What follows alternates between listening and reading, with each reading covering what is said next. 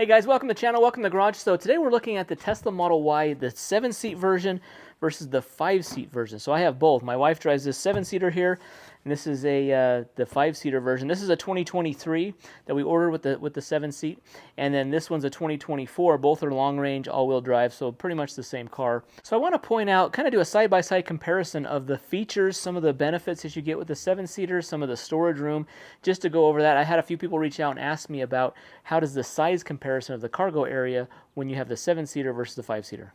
All right, for starters here, let's take a look at the 5-seater version. You can see here's the, I took my mat out here, but you've got the cargo cover.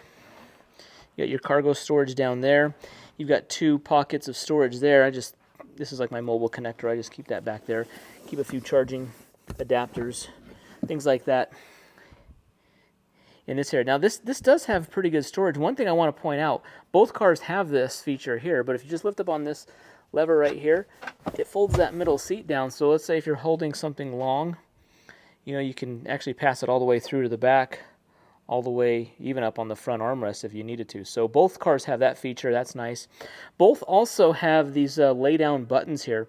So see these buttons here? This is how you would lay down the seats if you're in the back cargo area here and you want to lay these two seats down. You just push the button here. That one goes down, so that one's the left side, and that one there's the right side. They flip down. Now they don't flip up automatically. You have to go there and manually lift them up, which isn't too bad. And you can see how much cargo room you have here. If you needed just only maybe 2 passengers and you wanted all this cargo room. Here I'm flipping the seats up. You just lift them up. Now from the inside here, from the second row, you can manually, or this is just like an electronic release here. It flips down there. So both of these seats have it. So here we are on the driver's side with the center piece up. It's kind of a 60-40 split, and I push this little release latch here, and it folds that down. And you can just have, if you had one passenger here and you needed all this for cargo area, you have that. So the Model Y does have a lot of great cargo room, being that it's kind of like a hatchback. You have a lot of storage room in this cargo area. Now, one thing that was a surprise to me when I got this was my first 5-seat Model Y. I've had 2 7-seaters. This one here is the second one we've owned. But one thing that was a surprise to me is the model is on the 5-seater, there is no way to adjust this back row seat. So this seat will not slide forward, won't slide back. It's in a fixed position. There's no way to change that. So it doesn't even look like the backrest will recline at all. So really this back seat is in a fixed position. There's no way to adjust the legroom, the back and forth here, or the recline feature of the backrest. So I was surprised because in the 7-seat version, this seat moves back and forth. You can adjust the legroom area for the back, these passengers and the third row. All right, I want to give you just a measurement on the storage room area here. So you see how the tape measure is right against that seat back, and then it's almost at 43 inches to where the carpet stops right here, which is a little bit longer than the 7-seat version. But I want to show you the one thing you get in the 5-seater. So both cars have this area here, the sub-trunk, but the 5-seater has this secondary area, which it's not that deep, but it is good. Like, let's say you want to put some blankets, or the mobile connector doesn't fit in there. It will stay up. It does prop itself up like that. Maybe 5 inches. Probably 4.5 inches. So not a lot of storage in there. This is where the kind of 7-seater, the third row goes on the 7-seat version, is this area here. But you do have this optional area for cargo room if you need to put smaller, flatter things in there. This trunk lid just fits on that. So you do have a lot of storage room here. Now, one of the problems that I have with the Model Y, you'd think that because the carpet stops right here that you could load cargo all the way up to here. That's not really the case, because if we look at the thickness of this trunk panel here, it's almost like 3 inches.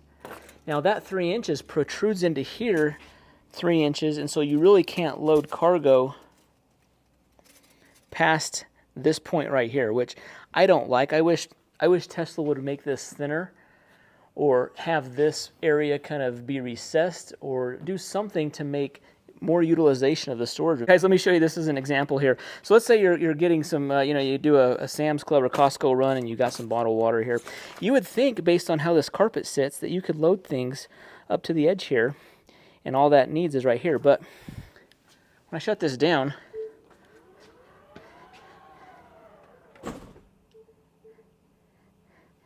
it won't close. I'll have to adjust. See, the trunk is not closed. What you have to do is you have to kind of load things. You've got to give it that 3 inches. You've got to give it that 3 inches almost to be able for that to load. So when you're planning your suitcases and luggage and things, or heavy items like this bottled water, you've got to give it that extra space to accommodate the thickness of that panel there. See, that'll close. See, it'll close like that, but any closer and it'll hit against the panel will hit against that, and it won't be able to go. So really, you don't have as much usable space as it looks like you do. All right, let's take a look at the 7-seater here. This cargo area here is very similar. I don't think there's any difference there. Here's the 2 third-row seats. Now, this car's only, I bought it in October of 23. We're in August of 24 right now. Look how this panel's gotten peeled up. However this was designed, like when I go to flip up the 3rd-row seat here, it gets caught on this panel here, and it's like peeled it up. Like, I've got a service request in to see if warranty would cover that. But so what we've been having to do to avoid that, so just be aware, if you have the 3rd-row seat, I kind of have to move this back a little bit and then flip it up, so that way this panel here will clear this and not get caught on it. Now, the only way to get these up is you have to manually pull them up. There's no electronic up or down. There is electronic release.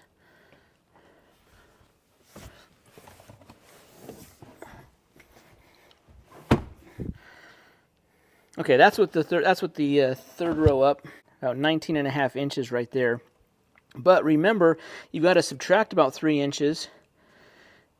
You really can't put anything beyond this line right here. So really, it's only about 17, maybe 16 inches of usable area when you have that 3rd row up like this. For these seats to go down, you just push down this latch, and there's an electronic latch that just releases and just pulls down. Now, right now, you can see how there's a gap right here.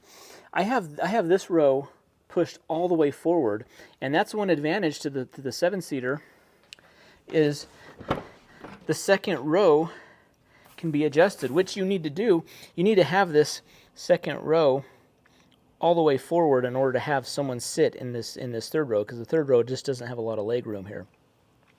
But there's a bar. See this bar right here? You lift up that bar. There's one for this seat. This seat here on the passenger side, this seat only can move, and then that side there has its own bar you lift up, and then that side can move. Now, I have them both pushed up all the way forward. Now, if you have smaller people, smaller adults, smaller kids, you can move these all the way up, and that will give you a little more cargo room in the back here. With the 2nd row pushed all the way forward, adjusted all the way forward, our measurement's about 48 inches to the edge of this carpet right here. That's about 5 inches more than the 5-seater. So if you only have 1 or 2 people here, you can move this all the way forward. You could even put stuff down there. That's kind of the footwell for the 3rd row. You could put things there, stack luggage. So it might give you a little more room in this configuration with that seat move forward.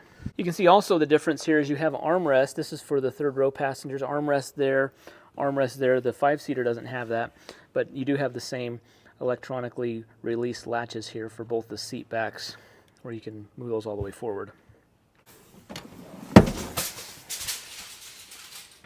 You can see here how I got this side, I just moved this side back all the way, but that side is still forward, so you can have that seat forward, this seat back.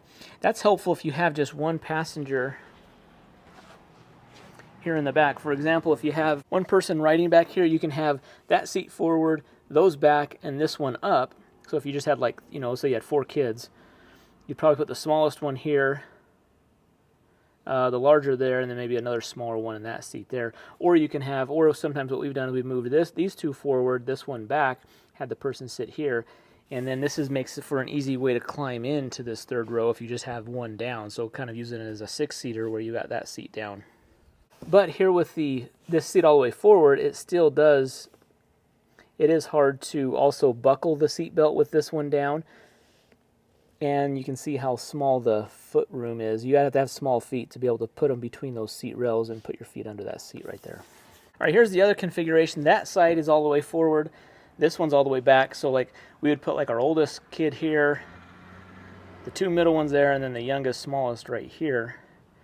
And that gives the person with this one all the way forward, it gives that person a little more foot room down in there. You can see the foot room's a little bit bigger on this side, on the driver's side seat, than it is over here.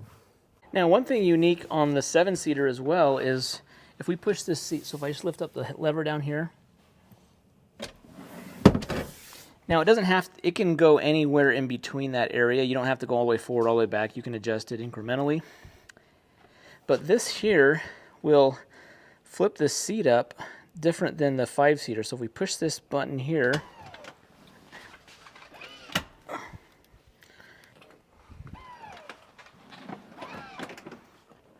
all right, see how that kind of, you hold that down and you push forward and it kind of lifts up. So that way you can get someone to go in through this area right here. So that's another way. This is a little harder just because it adjusts the seat and then it goes all the way to the front position, then you got to move it all the way back. An easier way to get someone to the back is just to release this here. And then we have these seat back protectors here. And so that way someone can just climb in here. You know, a kid can just climb in here and then climb to the back that way. Or climb in through the trunk area. So we use lifting this seat up as like a last resort just because it is tight to get back between there. This way is a little easier. But each side that side does it as well. If you hold down the button on that side, it moves forward and then pops up so you can get in through that way as well. Now this side area here on the 7-seater and this one here appear to be the same as the 5-seater. One thing that's interesting though, if you look at like companies that sell those, you can buy a little refrigerator to go right here because there's an outlet right here, 12-volt socket right there.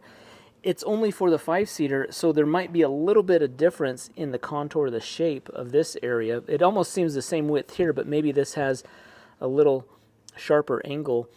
You can see I keep my adapters down there, but it's a pretty good area, but it is slightly different size than the 5-seater. Here's an interesting measurement. So from the back, these seats are now pushed all the way back, and the legroom is similar to the 5-seater when these seats are all the way brought back. But the measurement here is 42 inches. On the 5-seater, it's 43 inches. So there might be a 1-inch difference with those seats, but you can compensate for that. You can push those forward and almost gain another 5 inches if you want to push those seats forward. All right, guys, so that's just an overview of the 5-seater and then the 7-seater, the cargo room, how the seats move. I like that the 7-seater has the option where you can get that extra leg room or that extra cargo room in the very back if you move those seats forward. So that's something you don't get in the 5-seater. Here's another reason why I would encourage you to get the 7-seat version. One is it's only a $1,000 upgrade cost right now. This is the end of August 2024.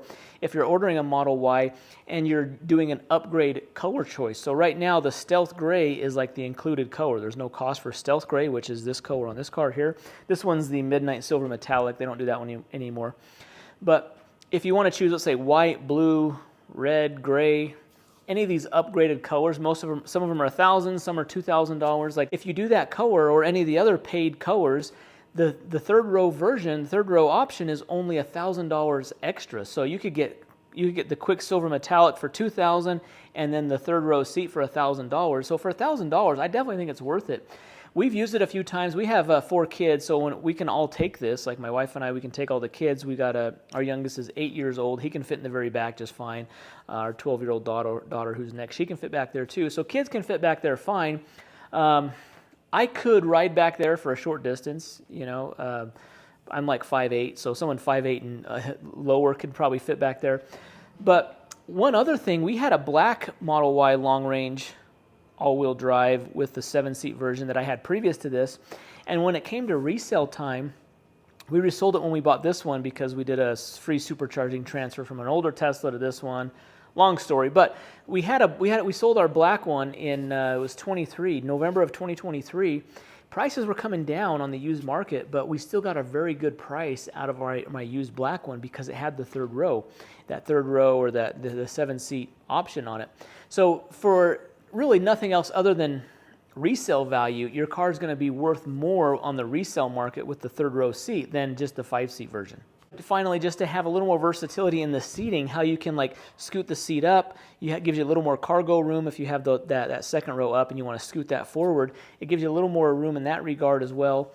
And then you also have the option to haul someone back there if you need to. Like if you get in a pinch and you're hauling kids and they want to take a friend or something, you can pull those seats up and you have that option. So for $1,000, I think it's a pretty good deal. You'll definitely get that money back, if not more, come resale time.